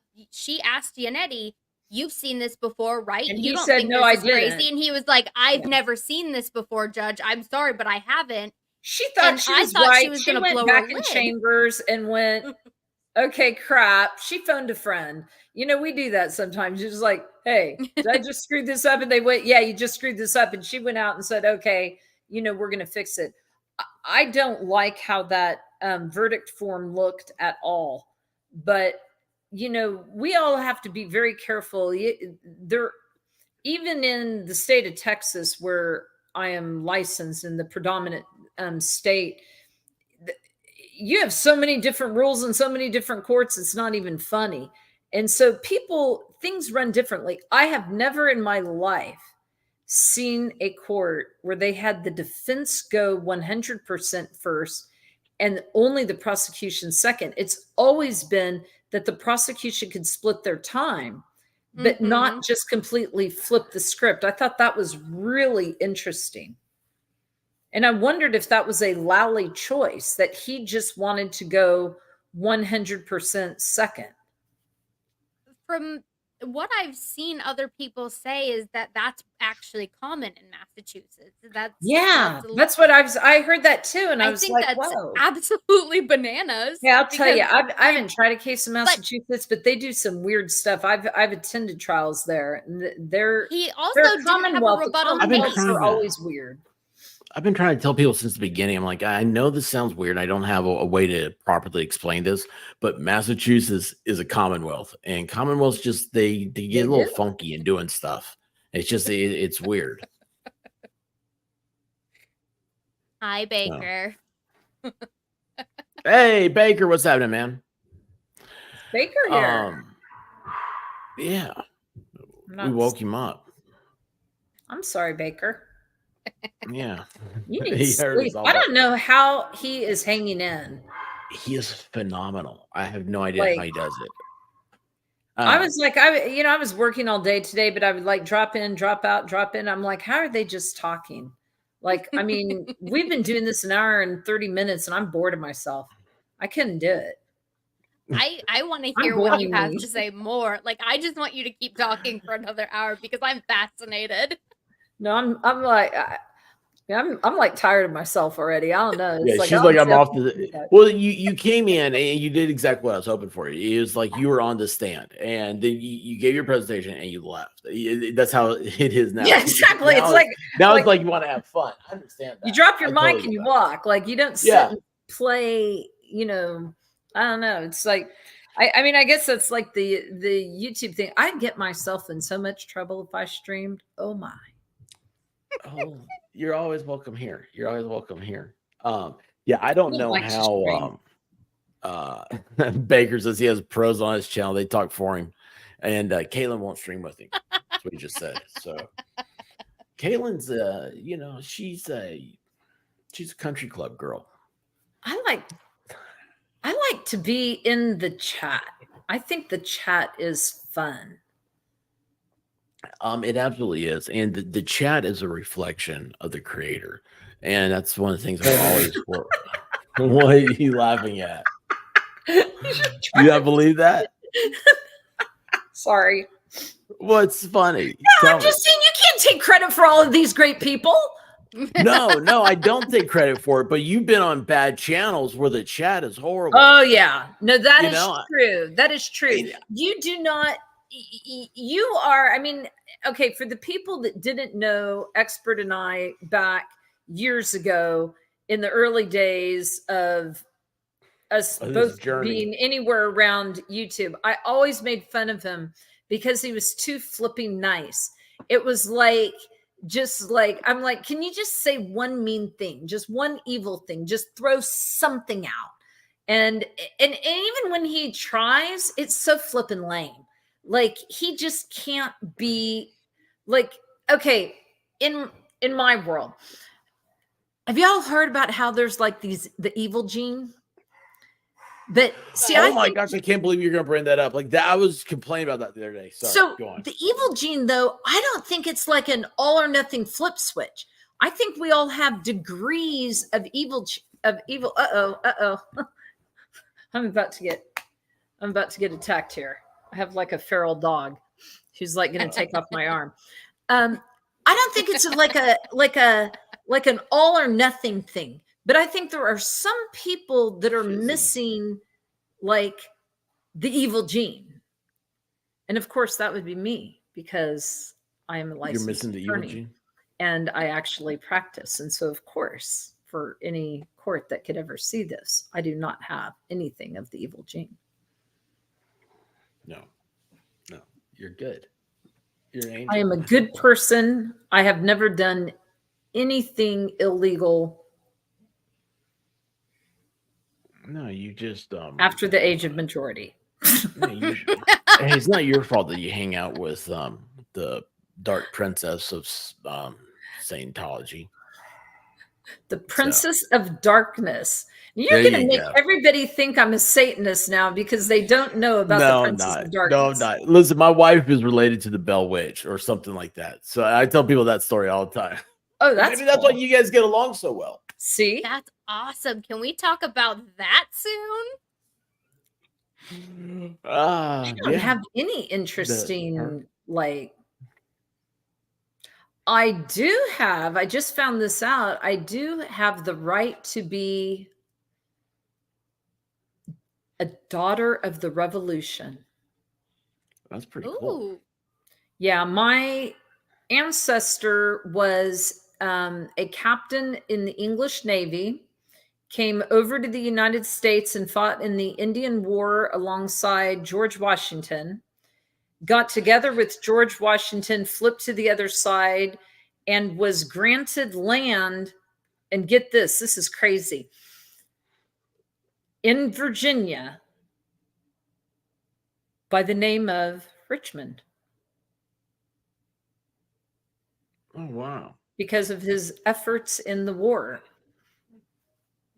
I got that going for me. Is this, are you related to that thing on Caddyshack where he's like, oh yeah. So so I've got that going for me. Yeah, it wasn't the all spells. Like I've never done anything like that, never done, but I'd rather have a witch. I mean, I think that would actually be a little bit more interesting. I have somebody on like my mom's side in the distant back who was supposed to go into a war. I can't remember which war because I've actually I don't know this much about the person. Hey, Bullstorm. He was supposed to go to war and instead he went AWOL and they found him in Australia on a chicken farm. Ooh. Okay, expert, you have anybody in your family history? Something a little juicy? It's got to be something. My family came from Germany, so I didn't really look into it. It's all in when. It's all like, hey. The only thing I got from my family is the jaw structure. But so you really like Volkswagen and Fanta, Ben, huh? Volkswagen's worse. I agree, Santiago. I think it does seem like everybody wants to rip off Lady Justice's blindfold. And, we all need to remember that our system is set up so that we will let guilty people free in order to protect the innocent. And that is one of the main tenets of our Constitution, that we will allow people that could be guilty to go free so that we don't have it. And I feel like we have gotten away from some of that. I guess hey, I also have Norwegian descent, but I have a good story on the Native American side because I was raised going to my great-grandfather's reservation where he was the chief. And we would go over to the reservation. He died when I was, pretty little, but we got like his headdress and we got all of this stuff. And his sister, Aunt Thelma, used to tell my mom that he was a fraud, that he had fraudulently gotten into the community of the tribe and that he was really just a complete fraud. And then 23andMe comes out and there's not a drop of indigenous blood in any of us. He was a fraud, like one of those fakers. Like, I mean, Elizabeth Warren maybe, but like on a grander, more committed scale, willing to be on the reservation. And so I'm an 8th fake Indian. That's hilarious. It's funny. White Rabbit, she kept getting people saying like, "Oh, I can tell you've got Indian in you," because she has dark hair and dark eyes. And she's like, "I really don't think so." And it got to the point where she's just like, "It drives me insane. Like there's nothing in family lore, nothing like this." So she did the genetic stuff with her mom she did the whole family tree thing for mom for Christmas a few years ago. And it came back and she had absolutely zero Native American in her. And boy, she was like, ha, I told you guys I wasn't an Indian. And it's just like, boy, I was like, you just got like happier than you maybe should be. You maybe don't want to tell people that. Rico Suave. But she was just tired of it. Sorry, I'm yelling at my dog. Your dog is rich and Your dog is Rico Suave. What? Your dog is Rico Suave. Rico Suave, Chica Loquita. Crazy little girl and Rico Suave. I love my dogs. That's awesome. That's awesome. Well, listen, thank you so much for coming on. You guys, anybody have a question for Rubia or Caitlin here? Nobody? Nothing? This is your chance. Rubia, just what is your I know that speculation is wild about juries. What is your thoughts on why it's taken this long for the jury to come back? I think it's taking this long because I think committed or they're waiting for Friday so they don't have to go back to work early. Do you think they're going to extend this through July 4th so that they have a nice long break for the summer? Like, what do you think's going on here? Okay, first, Bullstrom, I love me some Bad Bunny. Just saying. And that name could potentially come in to the mix at some point in time because I love me some Bad Bunny. Here's what I think is happening. I think the juror mix is pretty much what it is out on the internet. I think there's about 12% that believe Karen Read did it, that can't believe in a conspiracy. And she said, I hit. And they kind of go, along that line. I think that there are some people that don't know, and there's people that are strong on the other side. It takes time often to get a defense verdict in criminal. I think what Kyle Rittenhouse was like 29 hours. Yeah, 20. Like it takes time because now it's very difficult if you have people that absolutely believe somebody's innocent, really hard to get them to become convinced they're guilty, right? Because of how we as Americans feel about justice. So if you came in strong, innocent, it's hard to flip it. There's a chance that this, if I had to put money on it, I would say there's a 5% chance that I'm completely wrong on the split and this is going to be a guilty verdict. I think there's an 80% chance that it's going to be a not guilty verdict and 15% hung. And I only give it that low of a hung on the basis of I believe that there's likely most of the people have doubt and that there's a few holdouts. And it may be that the California boy, coming in from California into Massachusetts might not have been my choice. There are places that I don't try cases anymore. Well, I don't try any cases anymore because I quit. I'm now in-house. I had a catastrophic medical problem back in 2021, and I can no longer try cases. So I don't really have much of a choice on that. If I could, I would do it until the day I die. The most fun I've ever had, what I love more than anything else in the world. And you guys would never hear me because I'd be too flippin' busy. The only reason why I'm around at all is because I'm not doing trial work anymore, which is time consuming. But there could be some people that don't like the California boy. Putting a California attorney out in Massachusetts is risky. It's not something that I probably would have done. There's plenty of great Northeastern lawyers that I think would have been better. They can have somebody like him helping with strategy and story, but I think there's some risk into it. And he overreached in a way that could have insulted some jurors. I was concerned with female jurors and his attacks on Colin and his attack on, who's the little girl? Forgot her name. The daughter. Caitlin. I would have stayed the heck away from. Okay, laugh. I would have stayed the heck away from. So it doesn't count. She's dumb. I would have stayed away from the younger ones. Okay, but speaking of her, and you have dystonia too, Welsh lady. It is so rare to meet somebody who has dystonia. It is just like it's very rare. That even is. And it's very sucky. But in between that and I had open heart surgery, I have severe calcification in my mitral annular valve that. and had to have a valve replacement. And they couldn't fit the regular kind of valve that they would normally put in somebody of my age.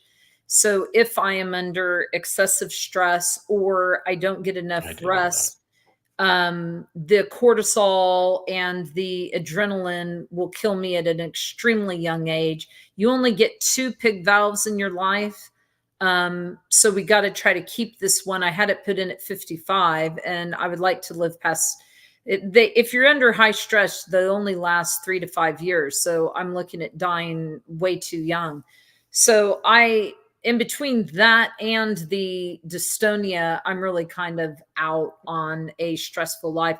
And one of the reasons why I wouldn't be a streamer, because like I'm loud and I'm outspoken and I will say things that are controversial and unpopular. And then I don't really need to have people like sending me death threats and stuff. It's not healthy. So anybody out there that's pissed at me, just know I rarely do this. Just send it to me. Don't worry about it. Just chill. It'll all be good. And I won't be on here again.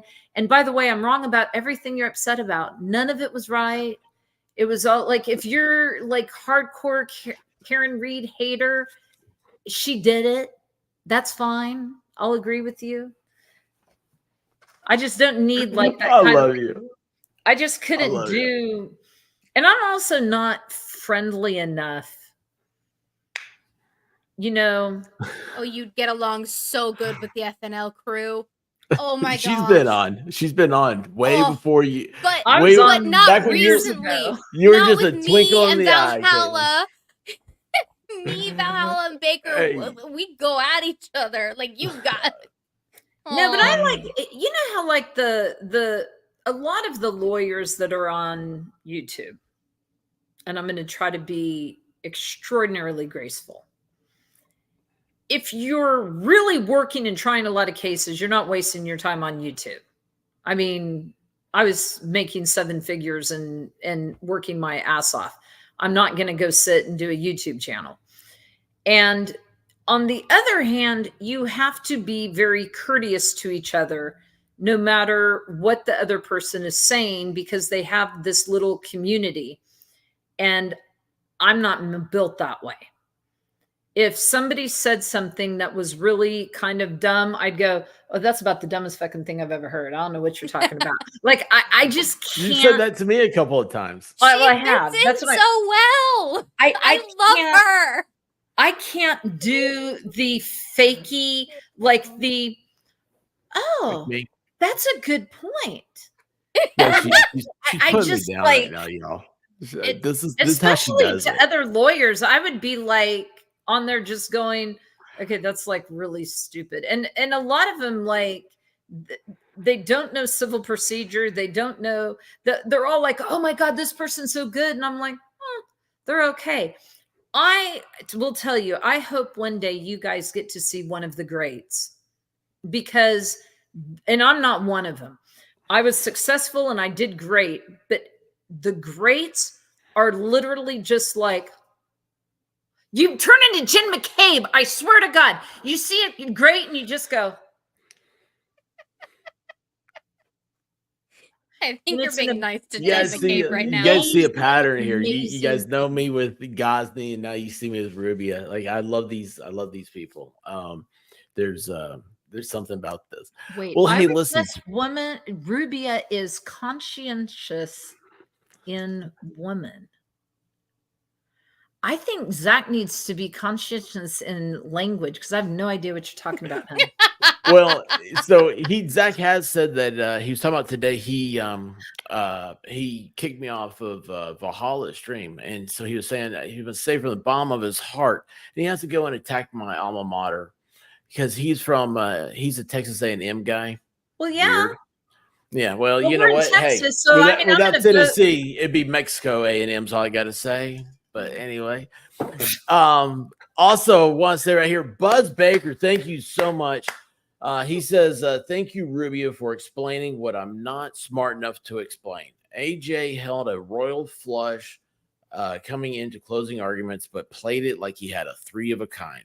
Lally held jack squat, but played it like it was 2 pair. 2 pair. I agree.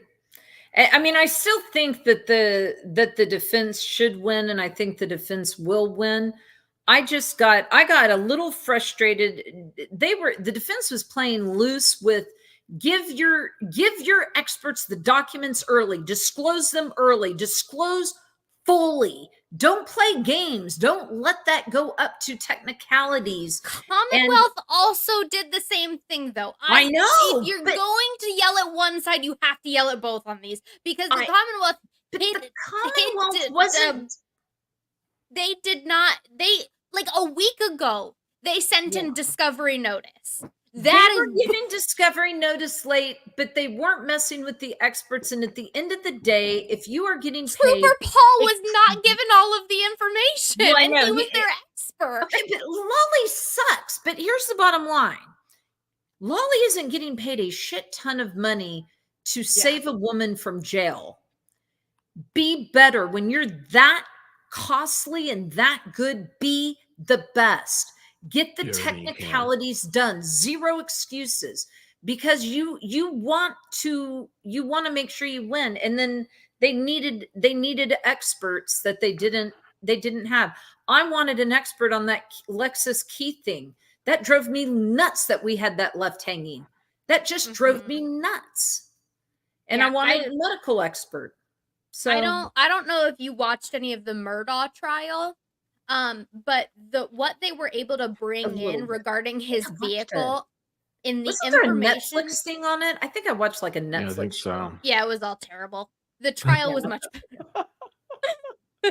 But they brought in so much information from the Lexus. They knew where he was, when he turned left, at what speed. I mean, down to the microseconds, they were able to give you all this information. So I knew that this is possible. I know that. And then you come into this trial and they're like, I didn't know I could pull the information off the Lexus. And you're like, really? You didn't? But the guy comes in and he goes, I wrote a paper about the Lexus Toyota thing, and I think he should have been able to answer a few more questions. I don't know. Is Baker still here? What's the next trial? I don't know. Real quick, Dan Davis says to you, Rubio, that 30 years old. Jesus, that's scary, Dan. That's scary shit. So you asked what is Baker's next trial? If he's here, he'll let us know. He probably. I'm hoping his answer is, because I talked to the White Rabbit about this today. Hopefully, he just walks away for a little bit. he said that he was going to take a couple of weeks vacation. And then he also said that if he takes more than a couple hours off, Jamie yells at him. Where's the wait? Hold on. I'll tell you, it's. Where's the leg? What's the leg mean? Is that? I don't know how they sit and do that, but. Oh wait, hold on, Jude. You talking about the leg lamp? Oh, it's back there. Yeah, the light bulb needs to be replaced. Sorry, you already wore out the light bulb. Well, I don't ever turn it off, so. That's my lady leg lamp, from the Christmas story. Last a long time now, right? Your coloring is a little bit calmer, but there was a point in time when I used to not watch you because it would trigger my dystonia. Too much flashing in it. You calmed it down. You didn't like the lasers? He got yelled at a few times. I can't. It triggers my. If you want me to get rid of the solar system, I'll do that for you.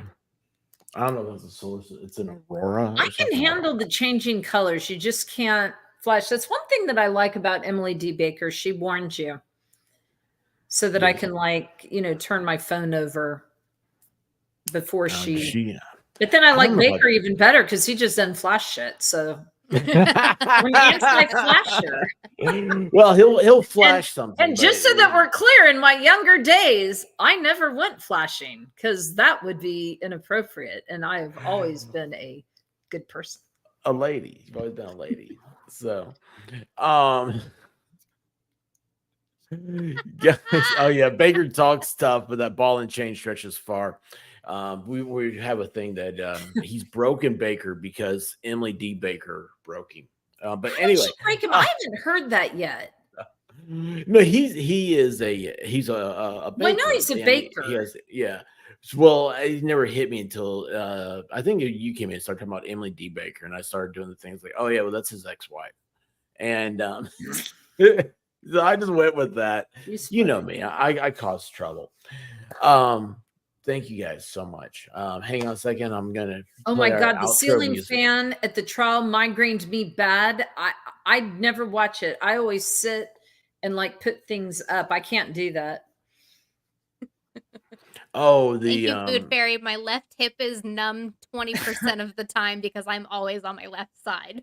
Yeah, I will tell you, Volstrom, my sister could tell you like really good stories. But then again, I forgot about that. I could tell really good stories on my sister as well. She stole a bus, didn't she? Was she the one? Did she borrow a school bus? Sisters, but one sister. Did one of them borrow a school bus? Oh, that was my other sister. Okay. She's the best one. She literally stole a school bus. In high school, they were like going to like the band and everything was on there, and the bus driver got out and she grabbed the bus and took off. She also rode her horse into the high school. Oh, that is my second oldest sister. My oldest sister, she's amazing. She's my best friend, and she's just scary as shit. And so in my hometown, I'm not going to out everybody's last name, but we have a last name, and we are well known in the town. And even today, when I go to this small town in this rural community, and if somebody like interrupts and orders a beer before me, they'll go, "Did you know?" You know, and they'll put out our last name. You know, like I'll say, "That's the Commons." You know, if my last name is Commons, like, and they'll go, "Oh, I didn't know," and they'll go, "Yeah, that's the baby one," because I'm the youngest, and they're like, "Oh, I'm sorry." Yeah. That's what I came from. That's amazing. Five girls raised by a single mom, and just every one of them mean as shit. But not me, because that would be inappropriate. And I am always appropriate. And your mother must be a saint. My mother is in heaven, and she is a saint now. But my mom was no saint. Man, that woman was wild. She was just wild. She was 81 years old doing zip lines hanging from her feet upside down. She has gotten kicked out of more hotels because she loved to run up the down escalator, and she would just keep doing it and doing it and doing it. And she gets like kicked out of the hotel. I mean, my mom was crazy. She was fun. Everybody wanted to trick or treat with my mom because she ran. I mean, you had your set. We had more candy. We would get we did pillowcases back in the olden days for all you young people that don't understand the reality of America. You get your pillowcases out. We'd have 3 pillowcases of candy because my mom would run the whole entire way. She was a beast of a woman. A lot of fun. She would go and like kick people like a little secret sidekick. Like she'd walk down the street and she'd just kick people, and the people would like turn around. She's like this little old lady, like with white hair like me, but she had like short little white hair, little old lady, and they'd turn around and she'd be like, and my mom was great.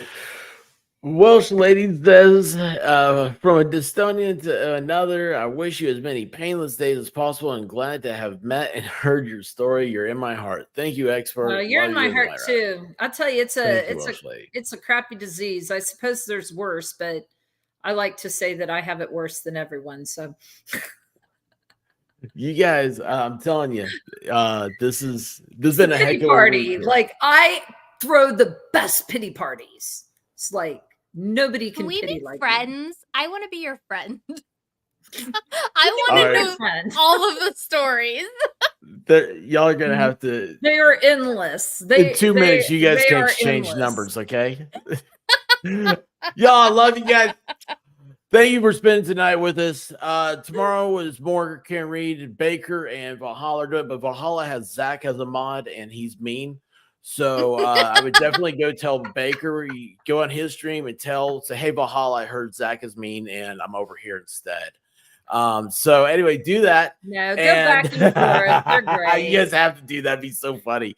And hopefully, I don't know. Maybe we'll know something tomorrow. Maybe not. It has been 6 weeks. So, and this is a human being's life. And I could not imagine how Karen is trying to sleep. It's been 10 weeks. I didn't realize that. I can't imagine Karen trying to sleep tonight or any night. And again, I'm still on the side that I think she's probably gonna be found guilty. So love you guys. Well, you think she's wow. Yes, I do. Dream about me. I woke up to go get me a cold pop, and then I thought somebody was barbecuing. I said, oh Lord Jesus, it's a fire. Then I ran out. I didn't grab no shoes or nothing, Jesus. I ran for my life. And then the smoke got her. I got bronchitis. Ain't nobody got time for that. Ain't nobody got time for that. Ain't nobody got time for that. Ain't nobody got time. Ain't nobody got time. Ain't nobody got time for that. Ain't nobody got time for that. Ain't nobody got time for that. Ain't nobody got time. Ain't nobody got time. Ain't nobody got time for that. Ain't nobody got time for that. Ain't nobody got time for that. Ain't nobody got time. Ain't nobody got time. Ain't nobody got time for that. Well, I woke up to go get me a cold pop. Then I thought somebody was barbecuing. I said, oh Lord Jesus, it's a fire. Then I ran out. I didn't grab no shoes or nothing, Jesus. I ran for my life. Ain't nobody got time for that. Ain't nobody got time for that. Ain't nobody got time. Ain't nobody got time. Ain't nobody got time for that. Ain't nobody got time for that. Ain't nobody got time for that. Ain't nobody got time. Ain't nobody got time. Ain't nobody got time for that. I said, oh Lord Jesus, it's a fire. I said, oh Lord Jesus, it's a fire. I said, oh Lord Jesus, it's a fire. Jesus, Jesus, Jesus, it's a fire. I said, oh Lord Jesus, it's a fire. I said, oh Lord Jesus, it's a fire. I said, oh Lord Jesus, it's a fire. Jesus, Jesus, Jesus, Jesus, Jesus.